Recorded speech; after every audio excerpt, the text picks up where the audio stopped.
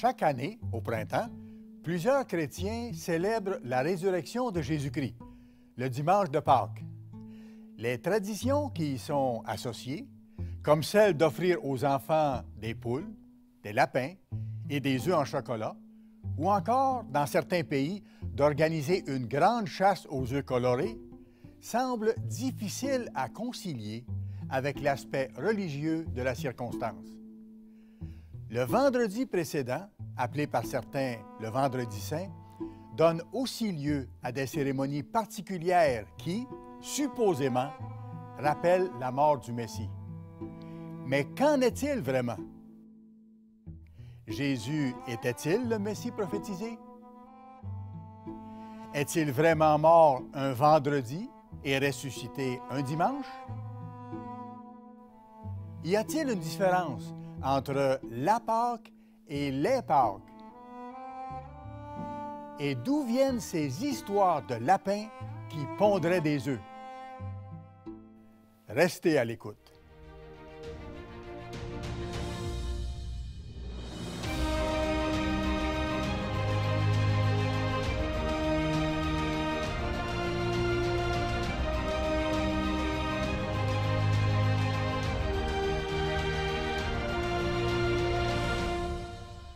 Salut à vous!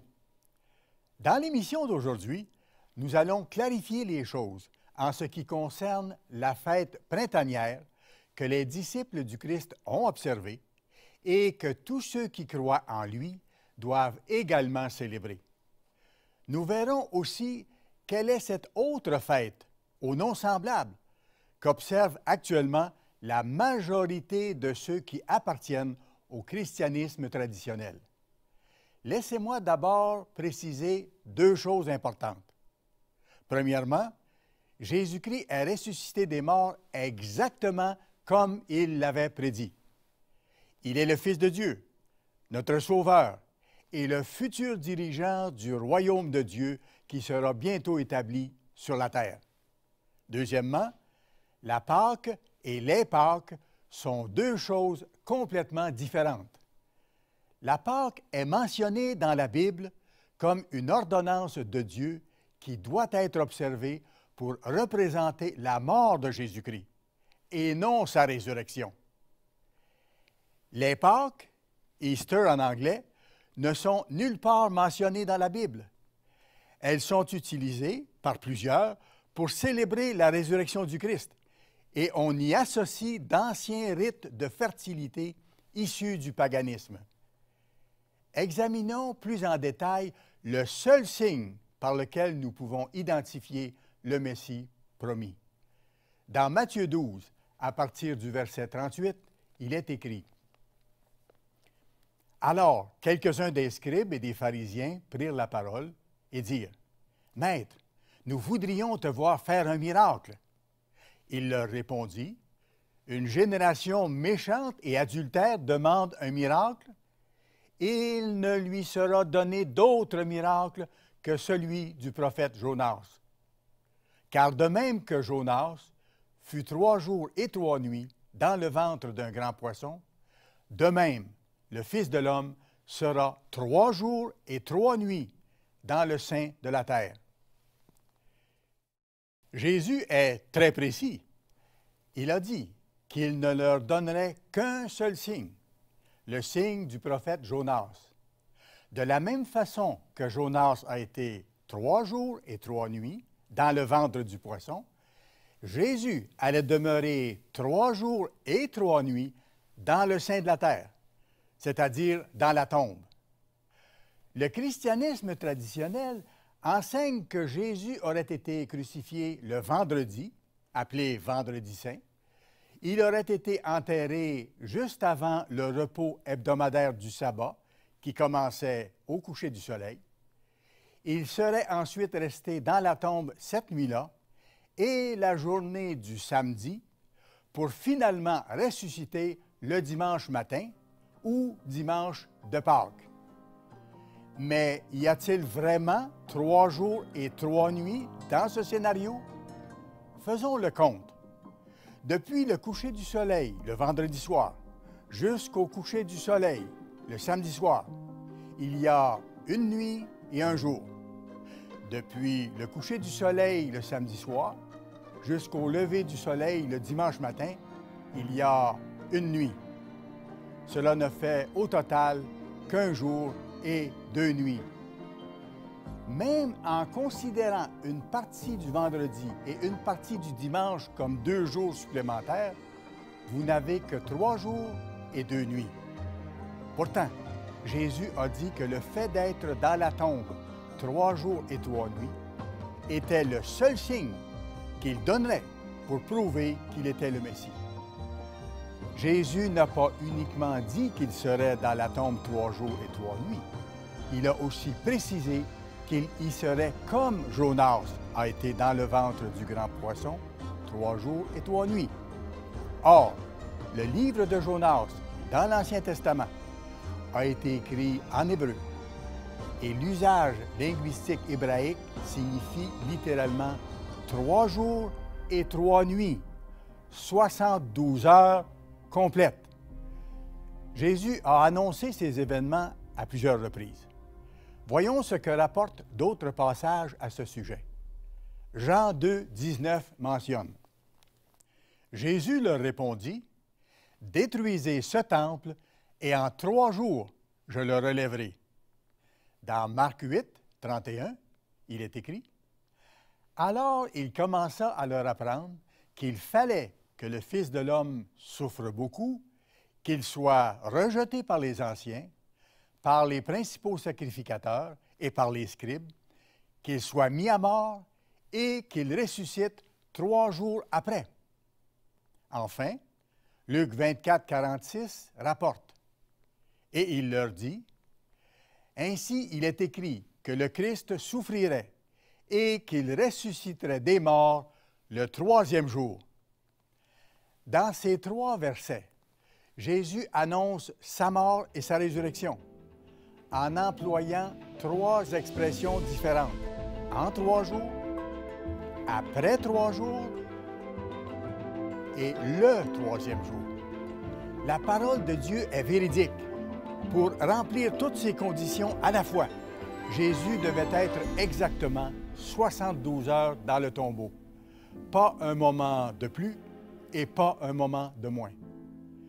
Dieu a un agenda très précis. Et la résurrection de Jésus-Christ le prouve bien.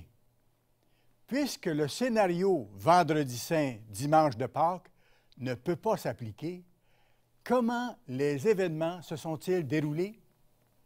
Nous vous offrons aujourd'hui une brochure très intéressante dans laquelle vous trouverez des explications très détaillées à ce sujet. Il vous suffit de la demander. La Bible explique la chronologie précise de ces événements. Pour en apprendre davantage sur le thème traité au cours de cette émission, commandez, sans aucune obligation de votre part, notre brochure gratuite « La vérité au sujet des Pâques ». Cette brochure révèle l'origine et la signification de cette croyance si populaire. Composez le numéro de téléphone apparaissant à l'écran. Vous pouvez aussi la télécharger à partir de notre site Internet. Appelez dès maintenant. Si le Vendredi saint et le dimanche des Pâques ne correspondent pas à la prophétie de Jésus, alors pourquoi tant de gens prétendent-ils que Jésus est mort un vendredi? La réponse réside dans le manque d'études attentives de la Bible. En parlant de Joseph d'Arimathée, voyons ce que rapporte Luc 23 à partir du verset 52. Cet homme se rendit vers Pilate et demanda le corps de Jésus.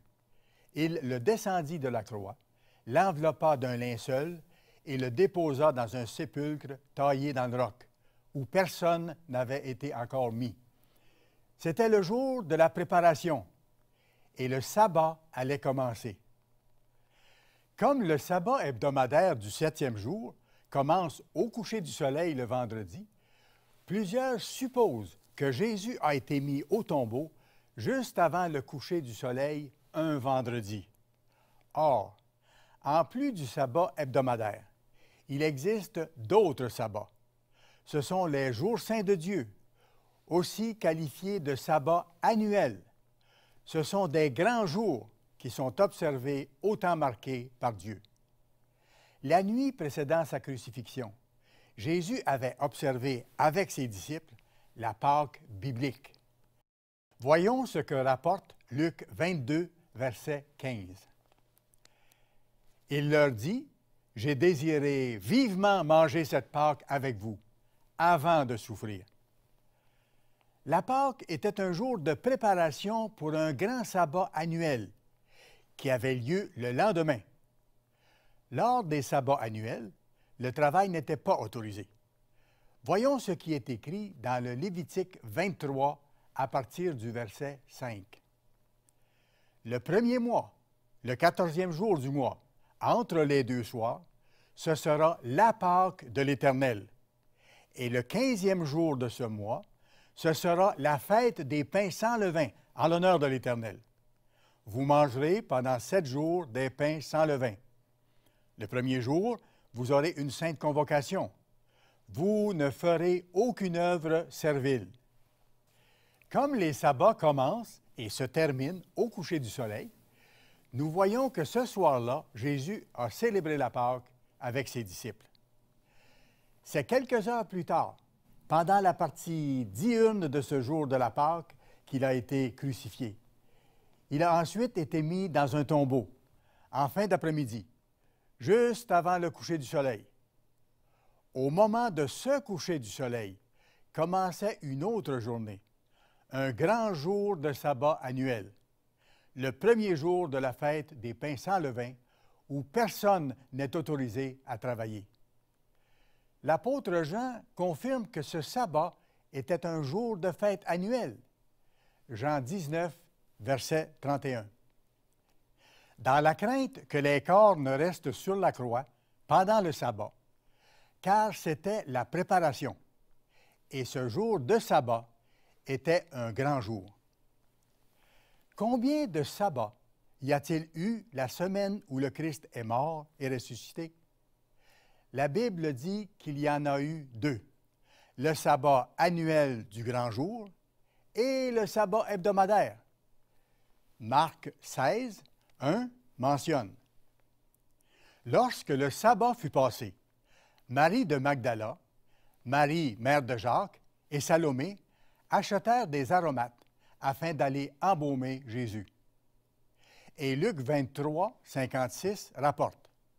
Et, s'en étant retournées, elles préparèrent des aromates et des parfums. Puis elles se reposèrent le jour du sabbat selon la loi.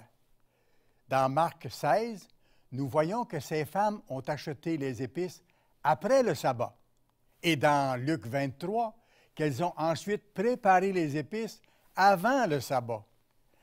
Voici ce qui s'est réellement passé. Les femmes ont acheté les épices après avoir observé le sabbat du grand jour annuel, et elles les ont préparées le jour avant le sabbat hebdomadaire, c'est-à-dire le jour entre ces 2 sabbats, alors qu'elles pouvaient travailler selon la loi. Le récit biblique indique avec précision ce qui s'est passé. Et nous allons voir que les 3 jours et 3 nuits prophétisés par Jésus y ont tout à fait leur place. Faisons le compte. Jésus mangea la Pâque avec ses disciples le mardi soir, après le coucher du soleil. Puis, mercredi, il fut crucifié, mourut et fut enterré peu avant le coucher du soleil, en fin d'après-midi. Pendant cette nuit du mercredi et pendant la partie diurne du jeudi, durant le grand sabbat annuel, le Christ était dans le tombeau, ce qui équivaut à 1 nuit et 1 jour. Après le coucher du soleil de ce jeudi, le sabbat annuel étant terminé, les femmes allèrent acheter les épices pour les préparer afin de les appliquer plus tard sur le corps de Jésus. Ce jour de travail couvrait donc le jeudi soir et la partie diurne du vendredi. Une 2e nuit et un 2e jour dans le tombeau pour Jésus. Au coucher du soleil le vendredi, commençait le sabbat hebdomadaire, où les femmes se sont reposées. Le vendredi soir et la partie diurne du samedi constituaient donc une troisième nuit et un troisième jour dans le tombeau. Les 72 heures, ou 3 jours et 3 nuits, prenaient fin au coucher du soleil le samedi. Christ est donc ressuscité juste avant le coucher du soleil le samedi après-midi.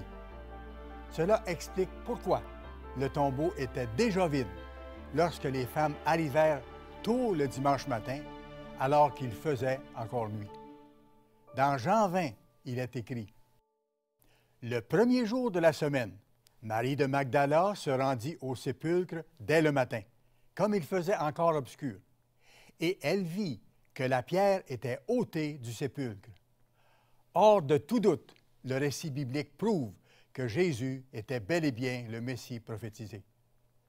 Le signe annoncé s'était produit. Le Messie a bel et bien été dans la tombe 3 jours et 3 nuits. Mais quelle différence y a-t-il au juste entre la Pâque et les Pâques?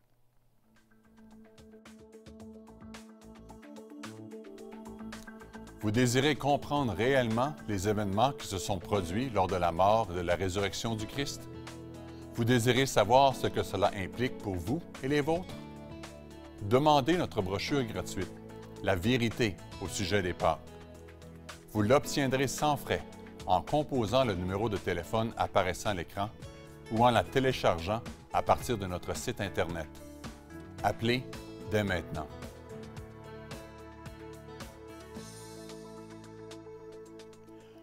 Pour comprendre la vérité, nous devons regarder au-delà des confortables mais fausses traditions des Pâques et faire confiance aux paroles de Jésus lui-même. Dans Genèse 1, verset 5, nous voyons comment Dieu compte les jours, et cela depuis le début de la création. Il y eut un soir et il y eut un matin. Ce fut le premier jour. En soirée, au début du jour de sa crucifixion, Jésus a observé la Pâque avec ses disciples. Puis, il fut arrêté pendant la nuit. Il fut crucifié ensuite pendant la portion éclairée du jour de la Pâque, après le lever du soleil. Bien que la Pâque soit un jour très spécial, ce n'est pas un jour de sabbat.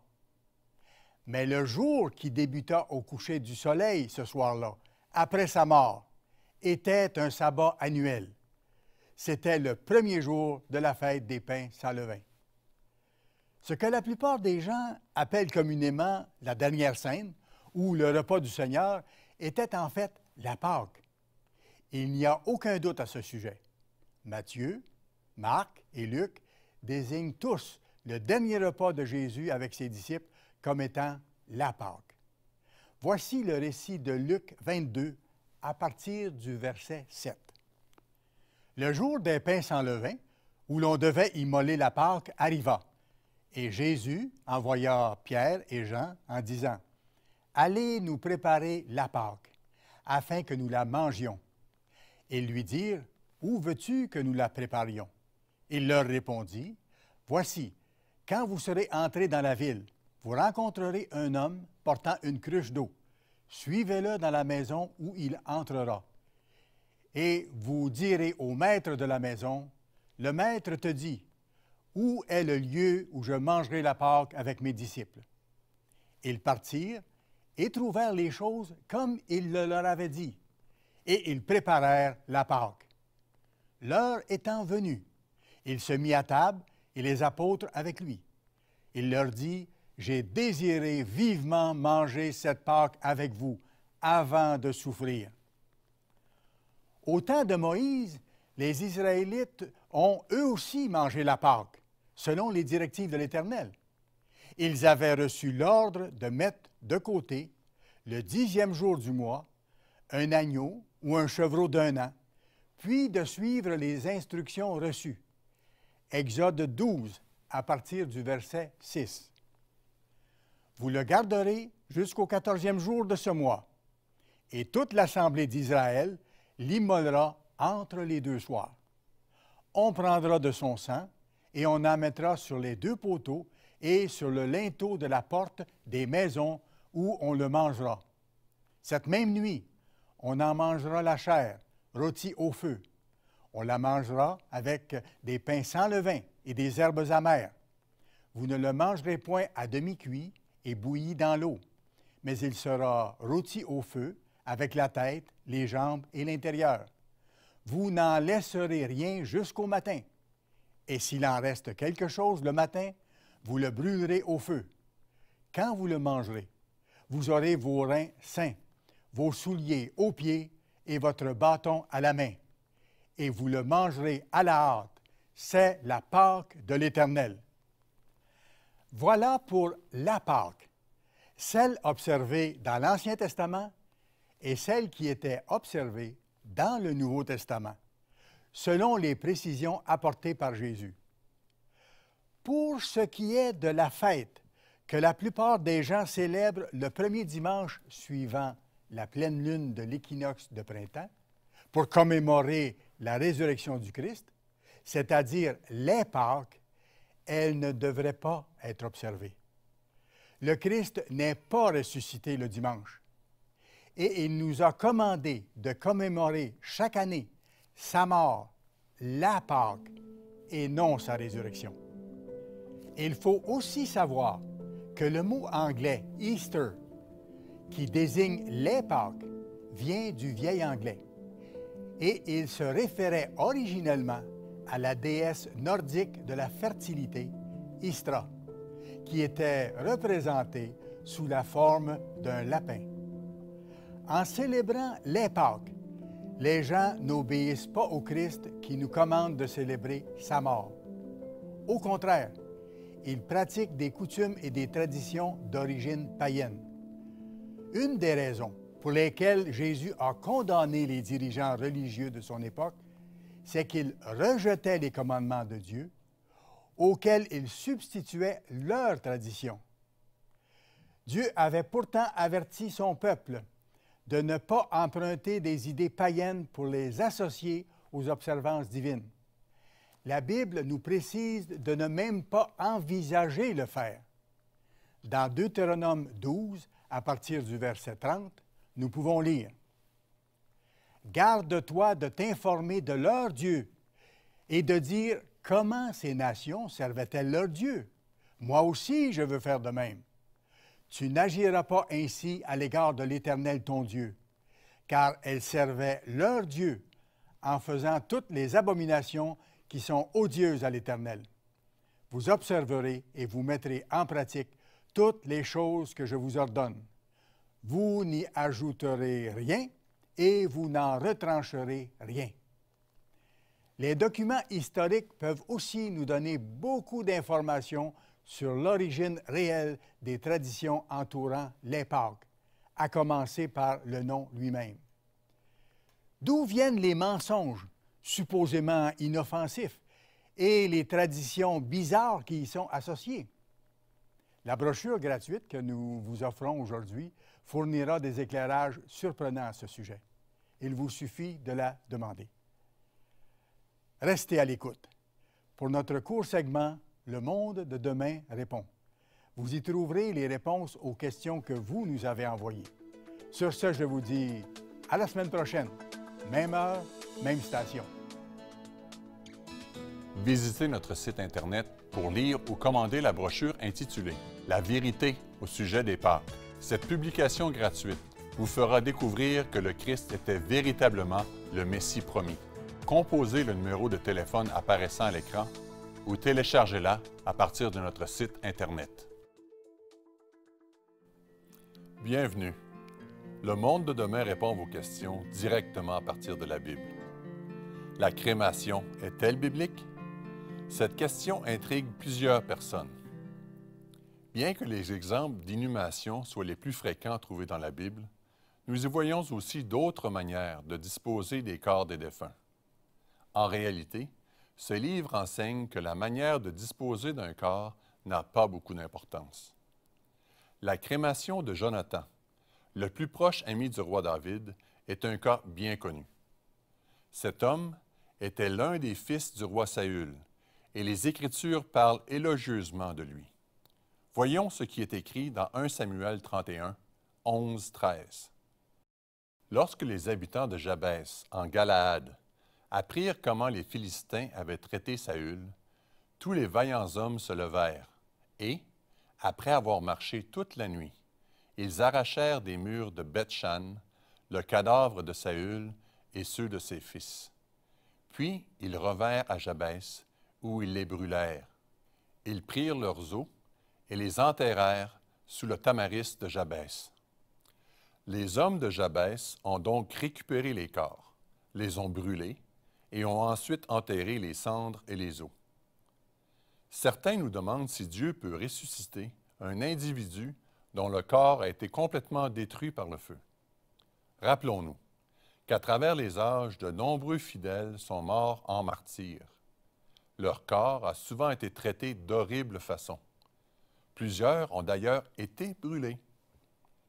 Mais cela n'empêchera aucunement Dieu de les ressusciter au moment voulu. Dans Matthieu 10, 15, Jésus mentionne la résurrection future des habitants de Sodome et Gomorrhe, des villes détruites par le feu.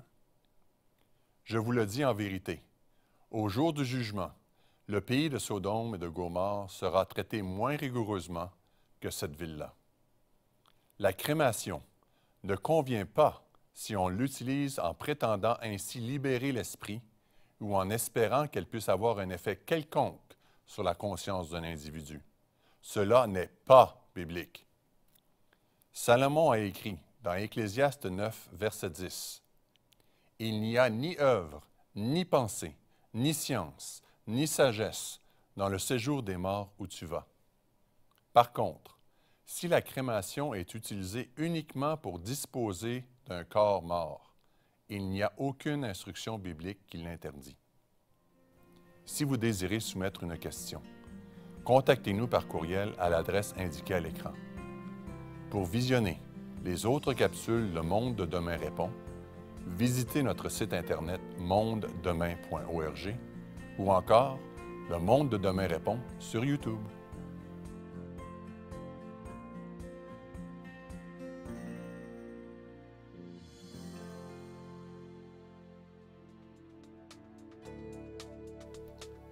Sur notre site Internet, nous vous offrons de multiples ressources révélant les principes divins qui apportent un sens à la vie humaine, en plus de fournir une perspective unique sur les événements mondiaux actuels et futurs.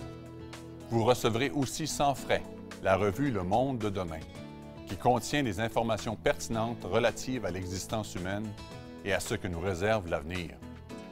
Notre cours de Bible, en 24 leçons, explorant des thèmes importants pour votre futur, est aussi disponible. Appelez dès maintenant. Cette émission est produite par l'Église du Dieu vivant.